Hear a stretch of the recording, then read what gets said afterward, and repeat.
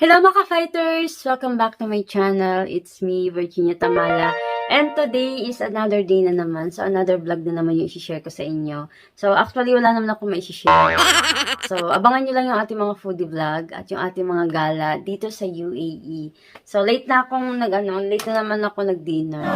So, nag-live. Kakatapos ko lang mag-live. Ayan. So, ang nilalive ko is Mobile Legends sa mga mahilig sa ML. Doon yung sa isa kong page sa Virginia Tamala. So, etong page ko kasi na to is Virginia Tamala OFW. So, abangan nyo lang yung ating mga foodie vlogs and i-share ko sa inyo yung iba't ibang food dito sa UAE, yung mga pwede natin tikman. And, syempre, abangan nyo rin yung ating mga gala. So, hindi pa ako makakagala. Umulan, sobrang ulan.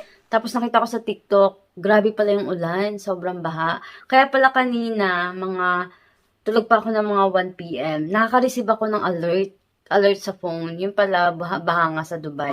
So, andito kasi ako sa Ajman City. So, 30 to 45 minutes to ang layo sa Dubai. So, kung car yung gagamitin mo, ganong yung layo. Pero pag nag-bus ka, medyo malayo talaga. Abutin ng 1 hour. So, ayan. Wala lang akong maisip na i-vlog. So, ito lang yung vlog natin today. So, ayan. So, medyo antok na ako. Ayan. Late na naman tayo. Puyat na naman tayo. Kaka-ML vlogs natin. So, kaka-edit din. So, hindi ganun kadali mag-vlogs kung akala nyo lang. Tapos walang manonood.